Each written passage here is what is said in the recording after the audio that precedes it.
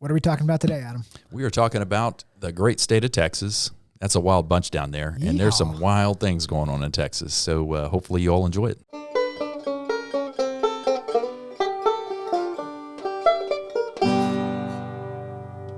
Hey, everybody. Welcome back to Mish Men. Hope you enjoyed last week's episode. It was a little combiner episode with the larger cast of crew. It was a lot of fun. Yeah, it was fun. I hope you enjoyed both parts, the RFTB side, if you listened to it, and the Mish Men. They were both different, both fun. Yeah, it was a good topic.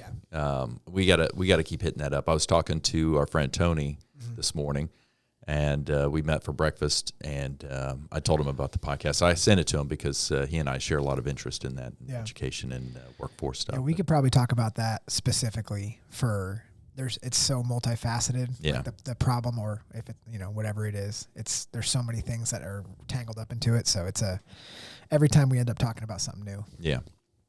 Well, if you're wondering, I am Adam Mauser, my partner in crime, Dusty Labar. Hello, everybody. So we're glad to have you this week. This week's a little bit different, as is our traditional Mish Men, to kind of jump around. Dusty, I talked to you before we started recording. Mm-hmm. Are you tracking what's going on in Texas? So typically, I stay on top of things from time to time, or at least I have a little idea what's going on. But when you said what's going on in Texas, I have no idea. So I'm going to be learning this. Probably people know what's going on, but I have no idea. So I'm excited. I don't know how much people know because it's difficult to get solid information, or it might even just be pushed down below the fold, if you will. Mm-hmm. So anyway, things are coming to a head over the invasion. And I'm going to call it the invasion now, the illegal immigration that's occurring down at our southern border. Oh, gotcha. And it really came to a point at this place called Eagle Pass, Texas. Uh-huh. So I don't know. There are probably many other places where this is occurring. Okay. But Eagle Pass gets a lot of attention because of what's going on. Is it just free-flowing people across the border pretty much? Yeah. Is that what it is? And the argument is, hey, we need to accept these people. They're want to take asylum in our country, but if you're fleeing from war or you're fleeing from bad stuff, you bring your family with you. Yeah, they're not bringing their families. It's a bunch of military-age men. And it's questionable, really, where they come from. So at any rate, that's been going on for a long time. Yeah, and so the Texas governor finally had enough. He activated the National Guard. Okay. And they put up razor wire to block this particular part where many folks were invading our country and in Texas. And so the Biden administration upped the ante a bit, and they sent down federal agents to stop that, to allow it to be open some more. So they went down to stop the National Guard from blocking the border, basically. Right. Yeah. Because in general, the Constitution, that responsibility is pointed directly to the federal government. There are exceptions to that, and we'll talk about that in a bit. So that was kind of going back and forth. Well, the Guard and any other Texas agents that Abbott has appointed, they blocked it again, and now they're preventing these agents from keeping it open. Yeah. So it's getting it's like this tit for tat kind of chess game. It went to the Supreme Court this last week. Yeah. And the Supreme Court ruled 5-4 that the federal government has the right to keep that open. Oh. Yeah. So.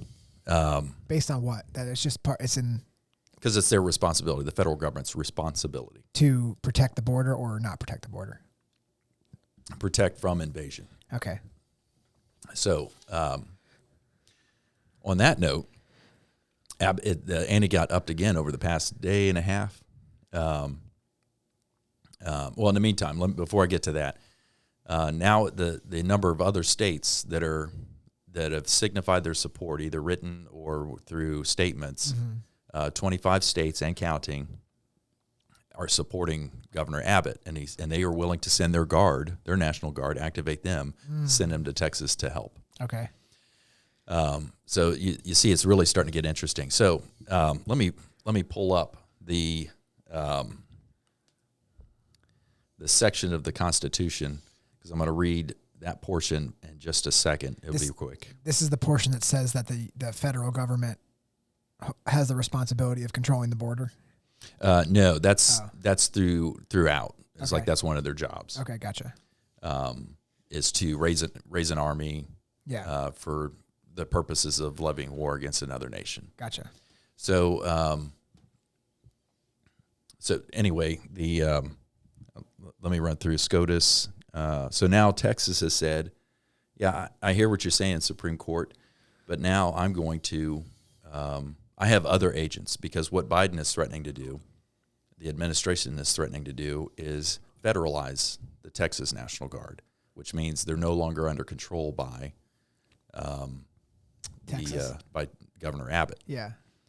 And then that's where these other states, they're 25 states worth of National Guard soldiers, that's where they can come into So play. basically, the government's saying, I'm now going to employ these guys, and I'm going to tell them to stop. Yeah. Okay, gotcha.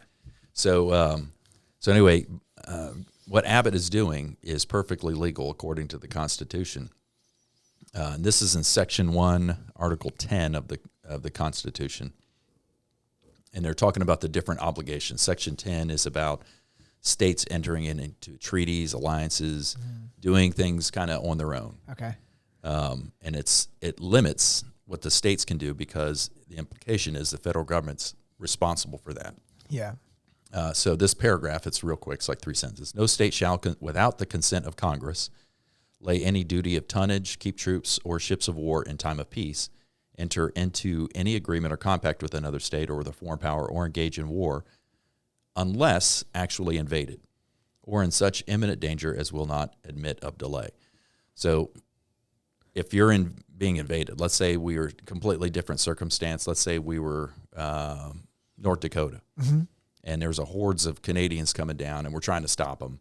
Or there's a standing army that has invaded Canada, and now they're making their way down here, and you can't get troops up there fast enough. Well, of course, that North Dakota governor can activate his guard, and they can do what they need to do. Yeah, gotcha. Because they're being invaded. Yeah. So now he's doing that. So now it's getting real interesting. This is where the interesting part's coming in.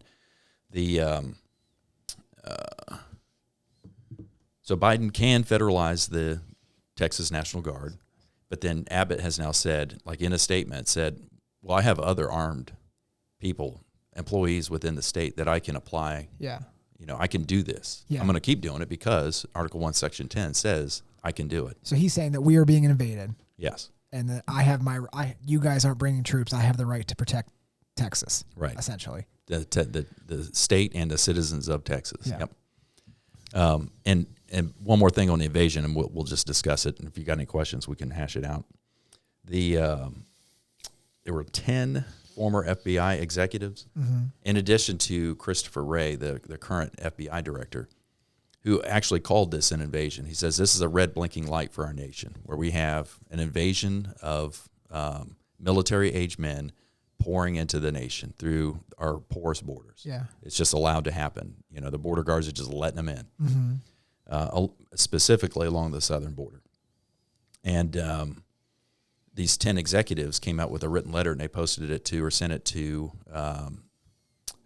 the Speaker of the House, Mike Johnson, and said, hey, this is a problem. You got this invasion coming. So they're even calling it invasion. So you have all these little factors and all this stuff that culminating. You got the Biden administration doing their thing, trying to allow that to happen, apparently. And then you have the governor of Texas and at least 25 other governors saying that we are behind you. We're going to support you. Yeah. And so this culmination point is probably going to happen at some point next week. Yeah. There's also a truckers convoy being planned. It's 3 different convoys converging along the border. One of them is the one of note is the one that's coming from Virginia somewhere down to, and they're going to convoy all the way down to Eagle Pass, that place we first started talking about. But up to 700,000, at least right now. Truckers. What are they going to do? Block the border? Just a protest, sign of solidarity with. But are they going to physically block the roads to get in? Is that the plan? I don't know. I think what their plan is to bring notoriety to it, just to bring attention. Like, hey, there's a problem here. Just like the truckers up in Canada. Well, if Biden tries to freeze their bank accounts, we'll know it's all nonsense. It wouldn't surprise me. It wouldn't surprise me. So what would be the benefit of of the federal government trying to keep the borders open? Like, why would they want that to be a porous border? Are they saying that because these people are refugees, political refugees, they need to come in? Or they're saying they're refugees, that they deserve a chance. One side argues we need these people here. Let me back up. One side is stating that we need to let these people in. It's a humanitarian crisis, okay, and we need to bring them in. Okay. Now, if you recall, in the years past, there were a number of cities and might even been states that declared themselves sanctuary cities. I think it was just cities. Yeah. And so Abbott and DeSantis called their bluff, said, okay, well, we're going to take these illegal immigrants and we're going to bus them to your location. Yeah. I remember that. And let you deal with it. Martha's Vineyard. He dropped them off at Martha's Vineyard. Yeah. Right. New York City, Chicago. And it's making it very real for everyone that the citizens of that locality. Now, their politicians said X. They may or may not have been paying attention. They may or may not have cared at the time. But now it's getting very real, like, oh, this is a problem. This is now we need to start paying attention to what's going on in politics. So it's kind of a good thing. It's an ugly way to do it, but I think it's the only way to do it. Do you think the reality is I've heard this said 1,000 times. I don't know what the truth to it is. But they assume that the people that are coming across the border, in terms of like the party that's in power right now, views these people as voters and will vote for them. That's the argument from the other side. One side says we need to be humanitarian, and we need to let everybody in. Yeah. The other side says they're just trying to increase their voter rolls. Yeah. Because they shipped back. I heard that they were shipping back people that were from I forget which country it was, a communist South American country. I think it was Cuba. It may have been Cuba, or may have been. Is there what other South American country? Venezuela. Venezuela. Yeah. And they were shipping them back, and they were like, why do you think the only reason they would ship them back is, well, typically people that escape communism vote more right. Yes. So that I mean, it does make sense. But why does the border have to be porous? Like, why can't we just, it takes time, but why can't these people go through a process to get across the border? Like, to really dive into, isn't that the way it's supposed to work? That's the way it's supposed to work. Like, you come, hey, where you're from, information, where you come, what's going on, and then you are allowed to pass, and that way they can, if there's somebody coming across that's trying to do harm to America, you can kind of try to filter those people out before they get across. Like, why not do that versus just have a free-for-all run across? That's the way it should be, and that's the way almost every other country in the world does it, where you have to demonstrate your value to that country that you're trying to immigrate to. Mm-hmm. So if the nation is quote-unquote full, if we're pretty full, then they're going to say, okay, well, demographically, we don't have a whole lot of engineers or doctors or whatever. And so what can you do for us? How can you contribute to our culture and our society after you become a citizen? Because once we let you in, now the process really starts to pick up speed. Yeah, you're not going to be a drain to our society, essentially. Right.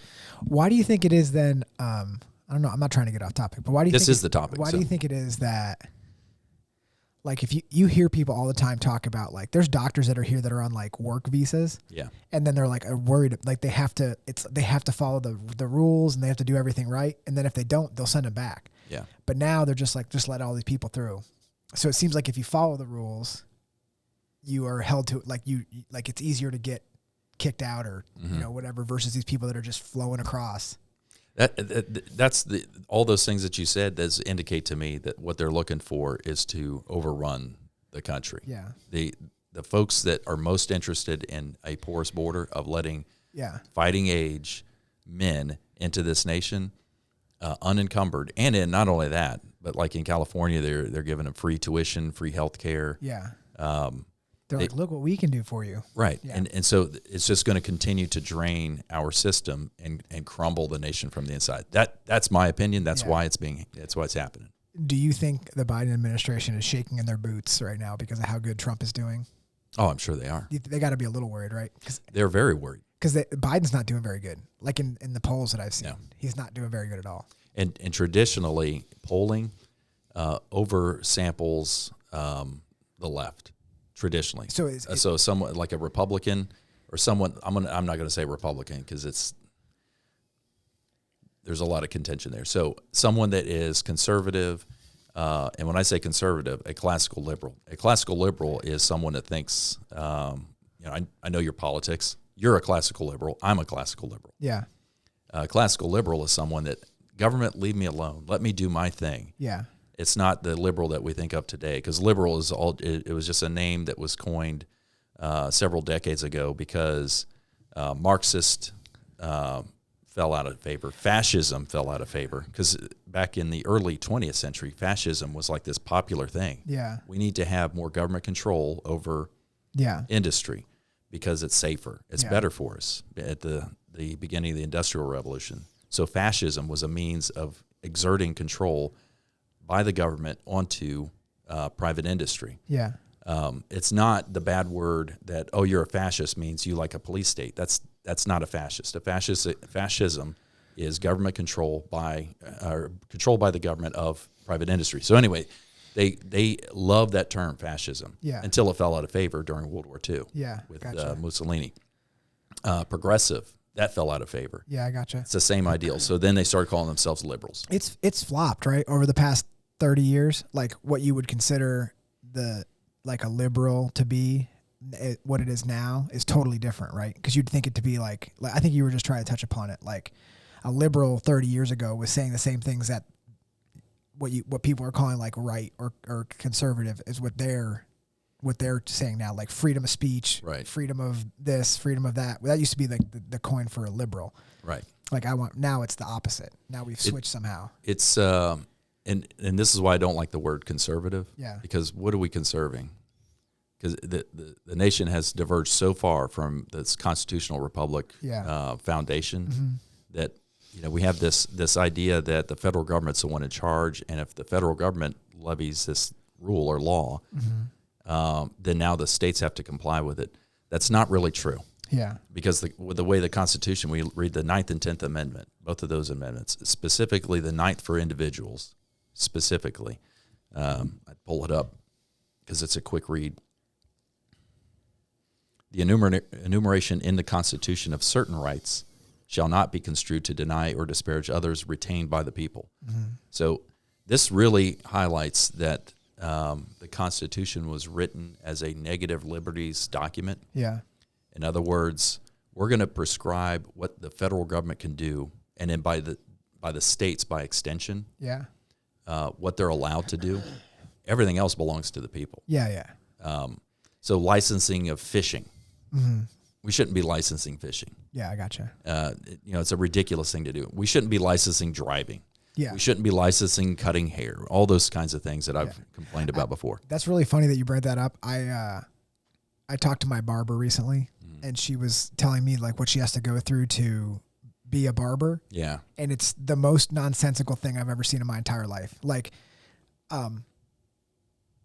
capitalism would say, if you're a bad barber, you won't survive. You'll be a poor barber. You will be, you'll be bad. Like you'll have to close. So these people come in and they don't, it's government organization that comes in and says, yes, you can run a shop, not based on this person's ability to cut hair whatsoever. It's like, did you drop those scissors on the floor? Did you do this? Did you do this? And she was explaining to me, I was like, I never even gave that any thought, that what a wild thing that is. Yeah. That you could just have a person that's just controlling whether you can open a business or keep your business open based on something that, in my opinion, has nothing to do with them. Like they shouldn't, like what are they doing? Yeah. It doesn't make any sense.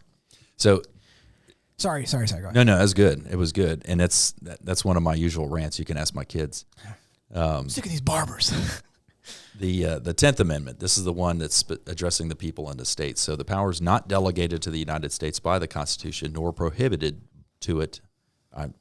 by it to the states are reserved to the states respectively or to the people.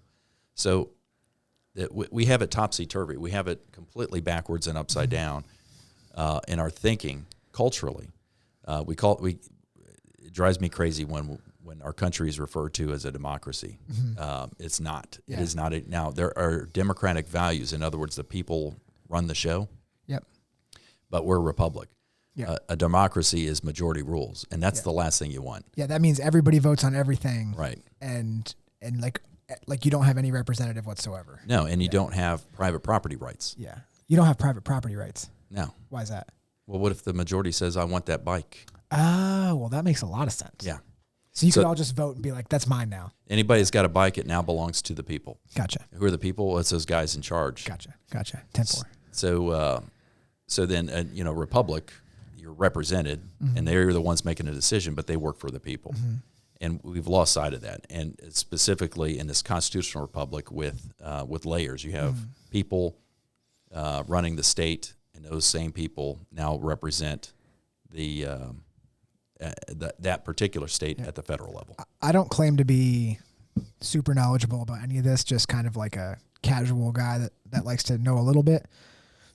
But typically, anything that the government takes over and runs doesn't do super well. That's why we have capitalism.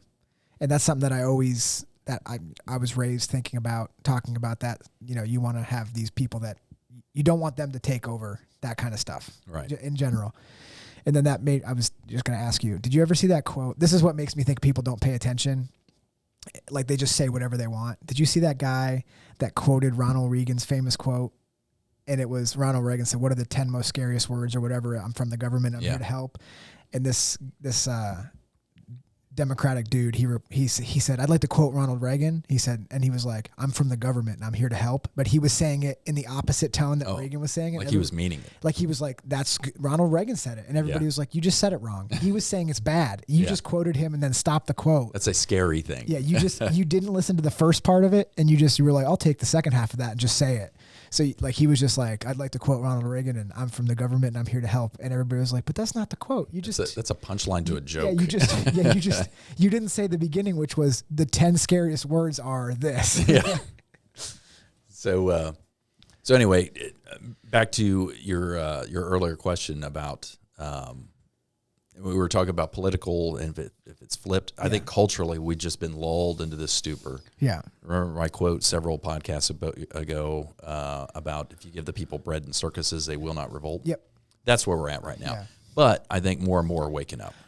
From my opinion, it feels like I talk to a lot more people that, and this is not like politically driven at all. This is just more people waking up to the fact that having freedom is very important. Yeah. Having freedom to do what you want is very, very important. And that's from people that are any political party. Just be like, I never really thought about it, but this is super important. We need to like pay attention to what's going on with certain things. Why do you think they're waking up? What do you think was the catalyst for that? Well, I think there were people.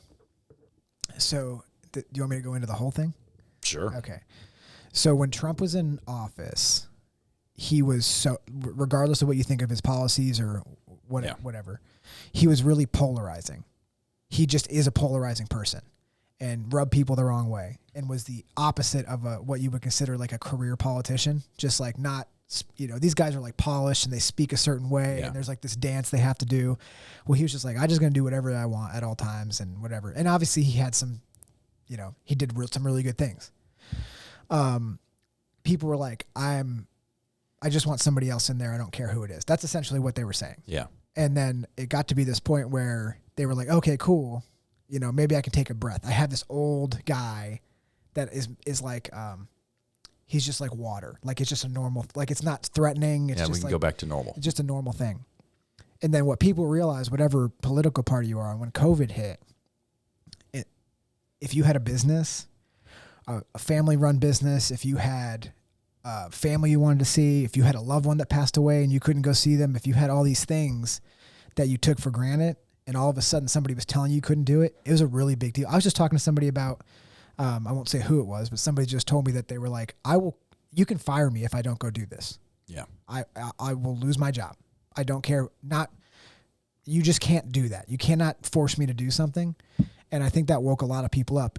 Now there's still some people on which is fine. They can think whatever they want, but you don't want to live in a place where you don't have any freedoms. No, you do not want to. And medical freedom is, as we saw, is a huge deal. Yeah, because anything can be tied to your medical well-being. Yeah. Anything, climate. The climate is now being tied to it, and it was reaching so many different facets of things. And like, I talk to people all the time that would ask me like what it was like in Alabama. I was like, we just kind of rolled on. Yeah, and they're like, "What? Are you serious?" It's like, well, that's people. I just talked to a potential buyer of a house that I said, "Why are you moving to Alabama?" And she kind of winked. And she was like, you know why I'm moving to Alabama. And I was like, oh, that's fair. But it's not like a stupid thing. Essentially what she's saying is, I don't want anybody to tell me what I have to do. I want to have freedom to do whatever I want to do. And it, that should be what it is. That should be what it is. I think that hard line, now there's always going to be people that, there's always going to be people that can't be wrong. So they won't say that they were wrong. That's just the way life is. Yeah. And we're just on a huge scale right now because you're just seeing a lot of people that won't admit they're wrong. But I think it flipped a lot of people. And I think what you're seeing now in like the polls is really the reality of what that caused. Because I think you're seeing a lot of people that I'm not really worried about the super far one way people or super far the other, but there's always going to be people that are on the fence. Yeah. That are flip-flopping. They're not sure. And I think that flipped them the other way. They're like, well, I think so too. I certainly want to have all my freedoms. I'm not really sure what the right answer is, but having all my freedoms sounds pretty cool. Yeah. So. It's I think, and we talked about this before and you just mentioned it, that the whole COVID episode woke people up to the danger of a government that can control everything that you do. Yeah. And it's frightening. It's especially in light of that central bank digital currency. Mm-hmm. I like the idea of a digital currency. I'm not completely sold into it yet, but a central bank controlled digital currency is more frightening than the federal dollar that's now central and held by a private bank. It's just a reserve note. It's not really money. Yeah. That frightens me. That now the bank can control every transaction. If there's no more cash. Yeah, you definitely don't want that. No. That was something my dad was just on the outside of being like a mattress money guy. Like he just was on the cusp of, like he just wasn't that, but like could have been easily. But he, like when we started getting debit cards, he was like, that's how the government's going to control you. I'll tell you that right now. Yeah. You don't have cash, they can control all your money. Probably seemed silly at the time, didn't it? But what you're like, Dad, you're being stupid. I can just go to the bank and take my money out. And he's like, well, you'll see. You'll see. That's why I have all this in case something happens. And you're just like, okay, it's stupid, Dad. You don't need to do that. Right. But now you're like, oh, we should at least worry about it. I don't know if something's definitely going to happen, but we should at least be aware of it. You're right. So it's like, he was not wrong. He wasn't 100% right, but he's with the central bank digital currency, which did you see Trump was just like, I will not let that happen. Everybody's like, America. Yeah. It was really funny. There's a bunch of, that's the thing that's going on in Texas is not dissimilar. Like the people are waking up. Mm-hmm. And when I say the people, it's not just the U.S., it's over in Europe. Yeah. Have you seen the protests over in Europe, the farmer protests? Where at? Germany and France specifically. Also in the Dutch, the Dutch, they were. I want to say I heard something about the Dutch, but I don't remember what it was. That was some time ago. Now, so do you track the World Economic Forum at all? I know what it is. So they just had another. They're dangerous. Yeah. They are the height of danger. Yeah.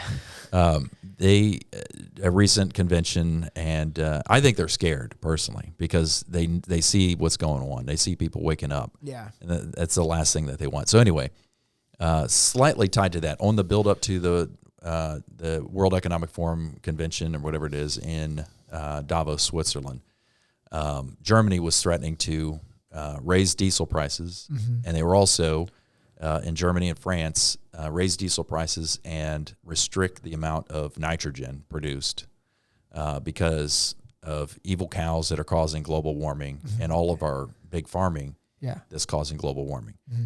I'm going to completely set aside whether or not there actually is global warming. Okay. I'm going to set aside whether or not that humans can contribute to if there is global warming. I personally reject both of those notions, and I have legitimate reasons why, not just because some guy on the TV told me so. So I reject both of those, but set those aside for now. What they're telling the farmers is we're going to restrict how much you can farm. Yeah. And that's their life. That's how they make their money. Right. And that's also the control of the food supply. Because if these countries can't provide enough or furnish enough food, specifically protein, which is the key ingredient to what we consume. Our digestive systems are finely tuned to consume meat. And so they're protesting now because of the raising diesel and this nitrogen business and any other fertilizers. So bottom line is they have shut down parts of their countries. I don't know if it's still going on like today, but certainly this week you would see protests. The little blurbs in the corporate media, but I generally speaking don't get my news from there. Yeah. So a lot of the other places are highlighting like, hey, here's video of these farmers like blasting government buildings with manure spreaders. Let's go. And they're blocking highways, and they're doing all this activity to raise awareness that this ain't going to happen. Yeah.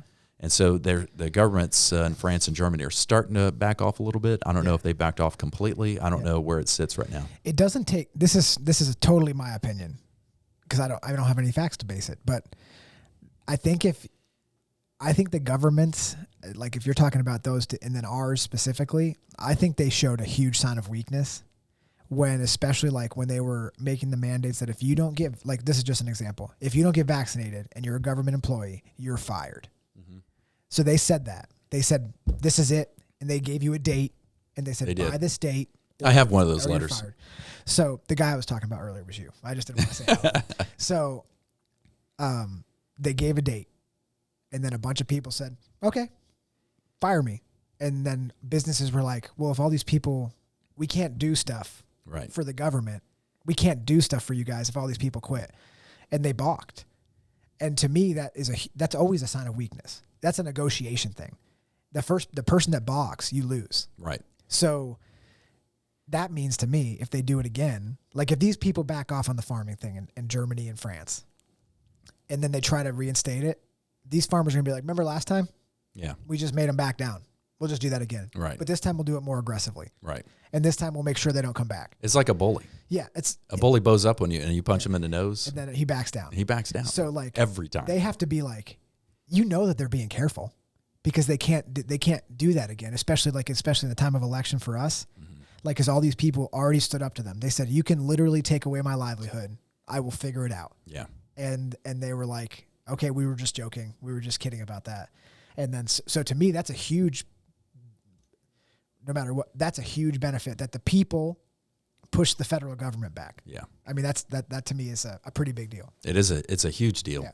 And it, not only did they balk, but then later on, recently, at least with the military, and I don't know about the federal government, federal employees, but the military, now a court case is ruled they got a offer to bring them back. Nice. And of course with back pay and all that sort of thing. So it's this ugly situation. So now you have,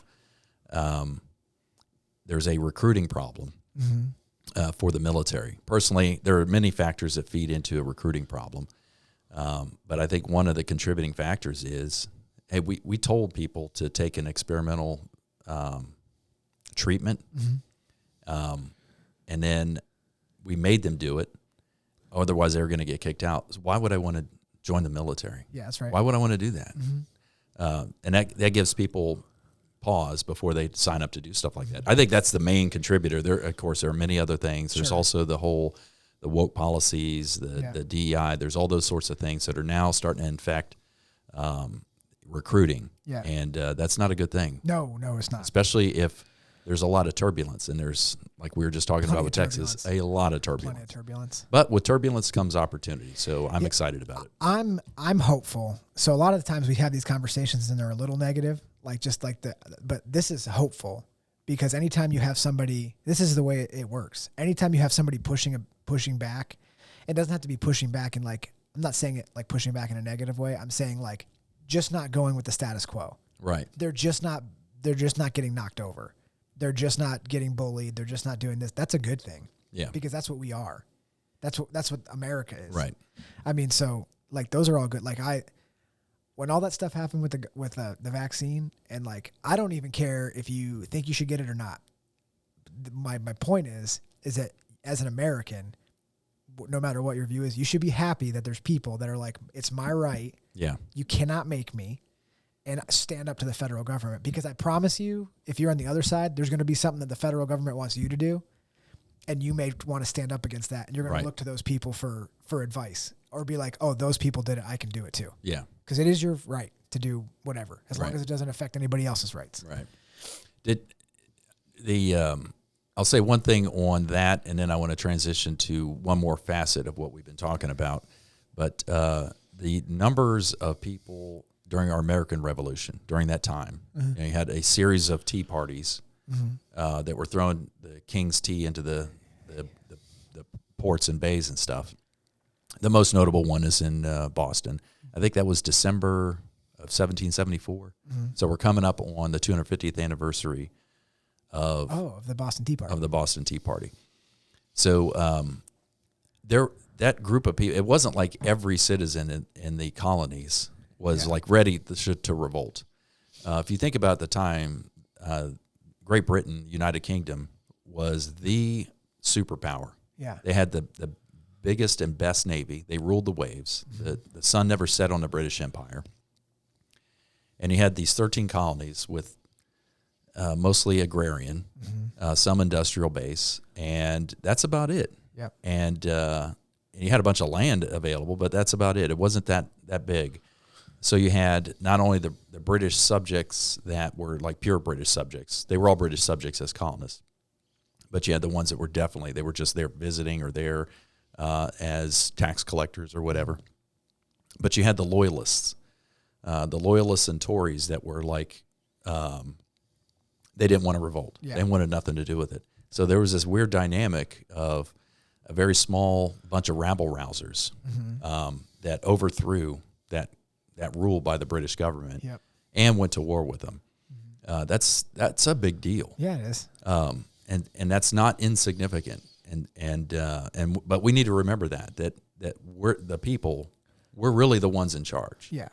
And you shouldn't look to the federal government as the answer to everything, because we are free people. We should be able to rule ourselves. Yeah, that's right. The last thing, and that's tied to what we're talking about, is there's a whole lot of, not a whole lot of talk, but there's some amount of talk, and there's a lot of concern about civil war. And I hear some say, that's just great. Why don't we just leave, let California secede and all these other states that they just want to leave, and New York and all the others, the quote unquote blue states. Well, that's a bad thing. China would love it if there was a civil war. Yeah. Or if we allowed secession of California, because now how easy would it be for China to invade California? Yeah. It would be like you and I could do it in an afternoon, let alone the largest standing army. Yeah. So you have California would now be it'd be ripe for the taking. And so now China has a good footprint in the area known as a continental United States, and that'd be a bad thing. And we don't want to lose this republic. We want to retain the republic. Yeah. Everybody says that every election, right? Don't you think? Like, don't you feel like that happens every time? There's always dissension. There's always some. Everybody's like, if this guy gets in, I'm out, or like whatever. Like, my favorite is this may be just a joke to end it, like, or funny, but like, did you hear all the famous people that are like, if Trump wins? How many times have they said that? But the best part is, I was like, good. Yeah. Like, go ahead. Goodbye. Where are you going to go? Canada? Let me quote Curly Bill from Tombstone. Yeah. Well, bye. Yeah. I mean, they say that all the time because they think they hold some power. It's like, listen, if your guy did the best job, he would win. Yeah. Isn't that what it boils down to? That's it. I mean, I feel like that's it. If you can boil it down to the simplest terms. And I mean, so that's what it is. I wasn't excited about a Joe Biden presidency, but I didn't. I didn't threaten to leave, because where are you going to go? Yeah, where are you going to go to Canada? This is the last best hope, and there's more tyranny up in Canada. Yeah, there's tyranny all over the place. Yeah. We all have to. So the biggest thing is that nobody is willing to have open lines of communication anymore and like listen to other people talk. Right. And then end the conversation on it's totally okay to disagree on a topic. Right. It's totally cool, and we can be friends after. Right. But that's not the case now. It's like you have to hate somebody, and that's not the way it was. I feel like when I was growing up, your parents were friends with both political parties, and they would just, they'd be like, let's leave politics out of it. It's just like a voting thing, and it was values that they had different. But now it's like they can't even have a conversation. I think culturally, I think that's been, I think we're driven to that. Yeah. By propaganda. Yeah. And it doesn't help that we have the social media that just like people will get in these echo chambers and they just dwell in the echo chambers. I know it won't happen or can't, not that it can't happen, but like somebody like RFK, who's actually an independent. I think it would toss things. It doesn't have to be him specifically, but it tosses things on its head. If somebody like him could win, Yeah.